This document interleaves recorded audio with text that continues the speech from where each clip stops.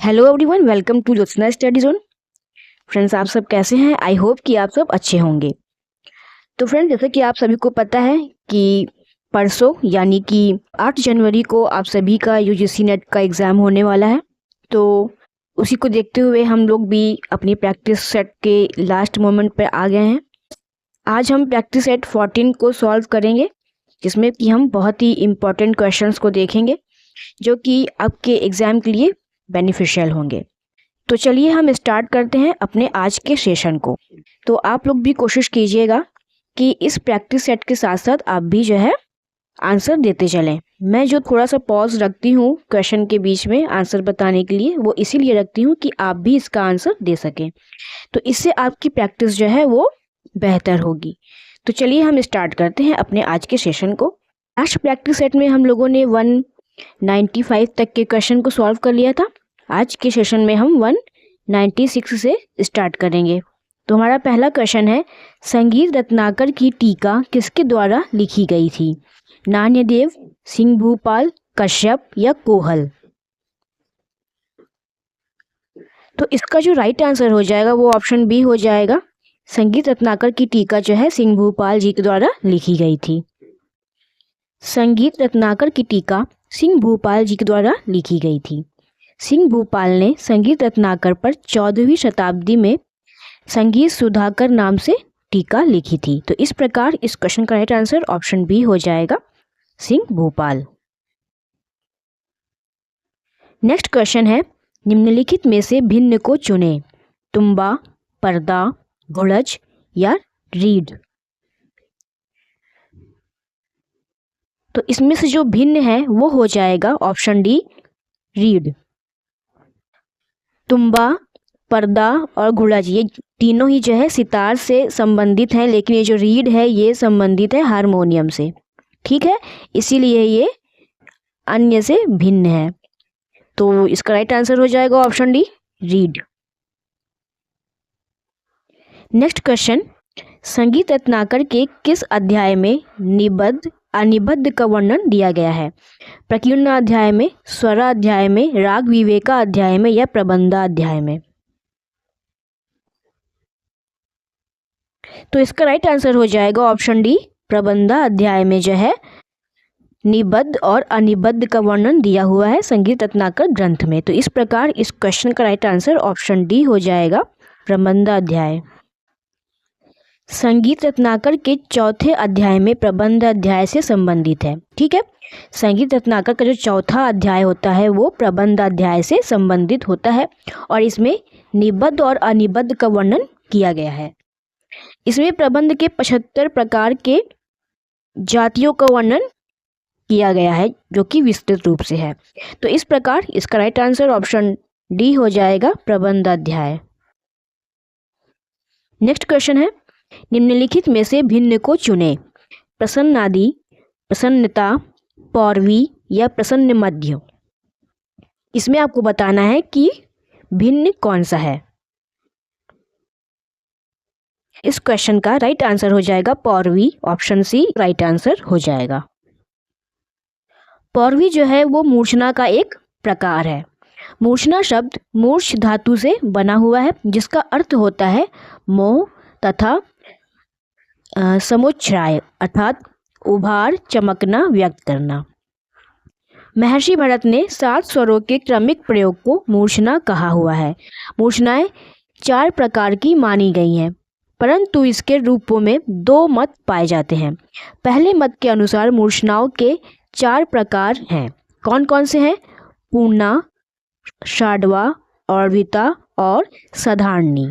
ठीक है, पूर्णा, षाड्वा, अर्विता और साधारणी। वहीं दूसरे मत के अनुसार मूर्छना के 4 प्रकार होते हैं। कौन कौन से? शुद्धा, अंतर संहिता, काकली संहिता और अंतर काकली संहिता। तो इस प्रकार इस क्वेश्चन का जो राइट आंसर हो जाएगा वो ऑप्शन सी हो जाएगा, पौर्वी। ठीक है, नेक्स्ट क्वेश्चन है, आर्सप नाम है मूर्छना का, जाति का, तान का या गमक का? फ्रेंड्स, अगर आपको ये क्वेश्चंस अच्छे लग रहे हैं तो प्लीज़ वीडियो को एक लाइक जरूर से कर दीजिएगा और इसे अपने दोस्तों में शेयर कर दीजिएगा।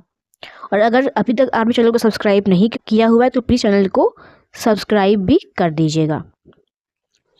तो ये जो क्वेश्चन है कि आर्षभ नाम है किसका, मूषणा का, जाति का, तान का या गमक का।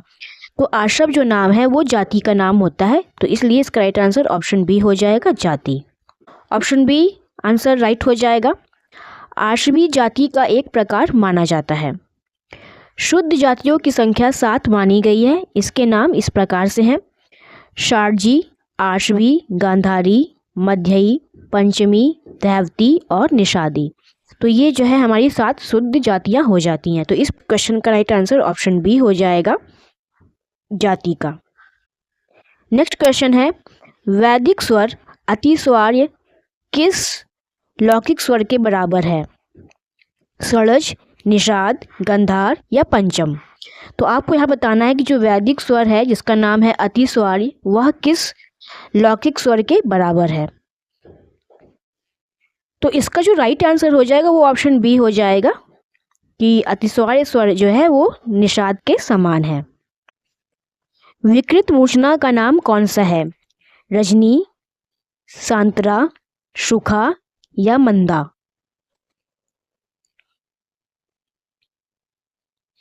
ये रंजनी है, इसको ध्यान रखिएगा, रंजनी, सांतरा, सुखा या मंदा। तो विकृत मूर्छना जो है वो है सांतरा। इसका राइट आंसर ऑप्शन बी हो जाएगा, सांतरा। विकृत मूर्छना का नाम सांतरा है। संगीत दर्पण के अनुसार प्रत्येक मूर्छना के 4 प्रकार होते हैं, जैसे शुद्धा, सकाकली, सांतरा और सकाकल्यांतर। यह वर्णन शारंगदेव जी का अनुकरण करता है। इस प्रकार मूर्छना की कुल संख्या जो हो जाती है वो 4 × 14 यानी 56 हो जाती है। ये 56 मूर्छना 2 ग्रामों के आधार पर बनती है, और अगर ये 3 ग्राम माने जाएं तो 21 × 4 यानी 84 मूर्छनाएं बनती हैं। तो इस प्रकार क्वेश्चन का राइट आंसर ऑप्शन बी हो जाएगा, सांतरा।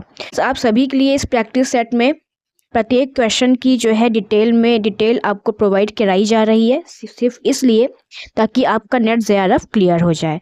तो मुझे विश्वास है कि आप लोग भी इसको सीरियसली लेते होंगे और इन क्वेश्चंस की प्रैक्टिस को अच्छे से करते होंगे। तो अगर आपको ये प्रयास अच्छा लग रहा है तो प्लीज़ एक लाइक ज़रूर से कर दीजिएगा। नेक्स्ट क्वेश्चन है, तराना के रचयिता कौन है? अमीर खुसरो, तानसेन, सदारंग या मानसिंह तोमर। तो इसका आंसर तो आप सभी लोग जानते होंगे कि तराना के जो रचयिता हैं वो अमीर खुसरो जी हैं। तो तराना के रचयिता अमीर खुसरो जी को माना जाता है। इस शैली में गीत के ऐसे शब्द होते हैं जिनका कोई अर्थ नहीं होता है, जैसे ना, ते, दा, देन आदि। इसके 2 भाग भी होते हैं, स्थाई तथा अंतरा। तराने में तानों का प्रयोग किया जाता है तथा इसे केवल द्रुत लय में ही गाया अथवा बजाया जाता है। इस तरह से इसका राइट आंसर ऑप्शन ए हो जाएगा, अमीर खुसरो। नेक्स्ट क्वेश्चन है, निम्नलिखित को सुमेलित करें। इसमें सूची 1 को सूची 2 से सुमेलित करना है। पद, आधार स्वर, विकृत स्वर, वादी स्वर, अंश स्वर, काकली स्वर, मूल स्वर, अर्धयुक्त स्वर, शब्द, अर्थयुक्त शब्द। तो यहाँ कूट है, इसके सहायता से आपको इन सूचियों को सुमेलित करना है। तो चलिए हम इसको सुमेलित कर लेते हैं। तो पद जो है वो सुमेलित हो जाएगा अर्थयुक्त शब्द से। विकृत स्वर हमारा हो जाएगा काकली, निषाद। अंश स्वर हो जाएगा वादी स्वर और मूल स्वर हो जाएगा आधार स्वर। इस तरह से हमारा जो राइट आंसर हो जाएगा वो 4, 3, 2, 1 हो जाएगा। चलिए हम ऑप्शन में चेक कर लेते हैं कि इसमें किस ऑप्शन में 4, 3, 2, 1 है। तो ये देखिए हमारा ऑप्शन बी राइट आंसर हो जाएगा। इसमें 4, 3, 2, 1 है जो कि राइट आंसर हो जाएगा। तो ऑप्शन बी राइट हो जाएगा। पद अर्थयुक्त शब्द है, विकृत स्वर काकली निषाद है, अंश स्वर जो है वो वादी स्वर हो जाएगा और मूल स्वर आधार स्वर हो जाएगा। तो इस तरह से ऑप्शन बी राइट आंसर हो जाएगा। नेक्स्ट क्वेश्चन है, प्राचीन काल में कितने जाति लक्षण उल्लिखित थे? 5, 8, 10 या 12। प्राचीन काल में अगर जाति लक्षण की बात करें तो उसमें 10 लक्षण उल्लिखित थे। इस क्वेश्चन का राइट आंसर ऑप्शन सी हो जाएगा, 10।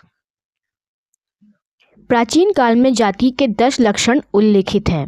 नाट्यशास्त्र के अनुसार जाति के 10 लक्षण में ग्रह, अंश, तार, मंद्र, न्यास, अपन्यास, अल्पत्व, बहुत्व, षाड्वत्व और औड़वत्व है। इन्हीं लक्षणों का वर्णन दत्तिल ने अपने ग्रंथ में भरत मत से ही लिया हुआ है। तो इस प्रकार इस क्वेश्चन का राइट आंसर ऑप्शन सी हो जाएगा 10। यहाँ ये उपन्यास नहीं है, ये अपन्यास है, इसको ध्यान रखिएगा। मैं यहाँ लिख देती हूँ अपन्यास, ठीक है, तो ये आप ध्यान रखिएगा। ठुमरी गाने और हारमोनियम बजाने दोनों में कौन पारंगत थे? भैया गणपत राव, लताफत हुसैन खां, महमूद धौलपुरी या अब्दुल करीम खां। इसमें आपको बताना है कि वह कौन से कलाकार थे जो ठुमरी और हारमोनियम दोनों ही गाने और बजाने में पारंगत थे। तो इसका जो राइट आंसर हो जाएगा वो हो जाएगा ऑप्शन ए, भैया गणपत राव। नेक्स्ट क्वेश्चन है, इसमें जो है सुमेलित करना है सूची 1 को सूची 2 से। हृदय नारायण देव वीणावादक, असद अली खान संगीत शास्त्रज्ञ, मियाँ छज्जू खां ख्याल गायक, बड़े मोहम्मद खां ध्रुपद गायक। इन्हें आपको सुमेलित करना है। तो चलिए इन्हें हम सुमेलित कर लेते हैं। हृदय नारायण देव जी जो हैं वो हो जाएंगे संगीत शास्त्रज्ञ, असद अली खां वीणा वादक हो जाएंगे, मियाँ छज्जू खां ध्रुपद गायक हो जाएंगे और बड़े मोहम्मद खां जो हैं वो ख्याल गायक हो जाएंगे। इस तरह से 2, 1, 4, 3 हमारा राइट आंसर हो जाएगा, जो कि इस कूट में है ऑप्शन सी में। तो ये ऑप्शन सी हमारा राइट आंसर हो जाएगा। किस सितार वादक को वर्ष 2018 में पद्म भूषण से सम्मानित किया गया? अरविंद पारेख, देबू चौधरी, इमरत खां या सुजात खां? इस क्वेश्चन का राइट आंसर हो जाएगा ऑप्शन ए, अरविंद पारेख। पारेख जी को 2018 में पद्म भूषण से सम्मानित किया गया था। इस प्रकार इस क्वेश्चन का राइट आंसर ऑप्शन ए हो जाएगा। नेक्स्ट क्वेश्चन है, निम्नलिखित में से संगीत का स्रोत कौन सा है? नाद, ताल, स्रोत या वीणा? तो जो संगीत का जो स्रोत है वो हो जाएगा नाद। इस क्वेश्चन का राइट आंसर ऑप्शन ए हो जाएगा नाद। नाद को संगीत का मुख्य स्रोत माना जाता है। नाद ध्वनि संगीत का आधारभूत तत्व है। संगीत में ध्वनि को ही नाद कहा जाता है। नाद ब्रह्मांड की प्रत्येक चराचर वस्तु में व्याप्त है। तो इस तरह से इस क्वेश्चन का राइट आंसर ऑप्शन ए हो जाएगा। आज के सेशन का ये लास्ट क्वेश्चन है, निम्नलिखित वीणाओं में से किसका उल्लेख नाट्यशास्त्र में किया गया है? सरस्वती वीणा का, रुद्र वीणा का, विचित्र वीणा का या ध्रुव वीणा का? इस क्वेश्चन का राइट आंसर हो जाएगा ऑप्शन डी, ध्रुव वीणा। ध्रुव वीणा का जो है उल्लेख हमें नाट्यशास्त्र में प्राप्त होता है। तो राइट आंसर ऑप्शन डी हो जाएगा। ध्रुव वीणा का उल्लेख जो है नाट्यशास्त्र के 32वें अध्याय में किया गया है। भरत जी ने नाट्यशास्त्र में ध्रुव के 5 भेद के बारे में बताया है। तो इस प्रकार से इस क्वेश्चन का राइट आंसर ऑप्शन डी हो जाएगा, ध्रुव वीणा। फ्रेंड्स, आज के ये सेशन के क्वेश्चंस आपको कैसे लगे कमेंट में हमें ज़रूर से बताइएगा। और अगर कोई मिस्टेक हो रही हो, कुछ प्रॉब्लम हो रही हो, तो आप मुझे कमेंट बॉक्स में पूछ सकते हैं। तो फ्रेंड्स, अगर आपको ये वीडियो अच्छी लगी हो तो प्लीज़ वीडियो को एक लाइक कीजिएगा और चैनल को सब्सक्राइब करके बेल आइकन को ज़रूर से प्रेस कर दीजिएगा। इसके साथ ही साथ आप ज्योत्सना स्टडी जोन के टेलीग्राम चैनल, व्हाट्सएप चैनल और इंस्टाग्राम चैनल पर भी जुड़ सकते हैं। वहाँ पर सारे एग्ज़ाम से रिलेटेड इंफॉर्मेशन आपको समय समय पर प्रोवाइड की जाती है। तो अपनी प्रैक्टिस को आप कंटिन्यू करिए और अपने दिमाग को थोड़ा शांत कीजिए और अपना ध्यान केंद्रित करने की कोशिश कीजिए। आपका ये एग्ज़ाम ज़रूर से ही निकल जाएगा और आपको सफलता अर्जित होगी। तो चलिए फ्रेंड्स, हम मिलते हैं नेक्स्ट वीडियो में। तब तक के लिए अपनी प्रैक्टिस को कंटिन्यू करते रहिए, पढ़ाई को कंटिन्यू करते रहिए। Thank you.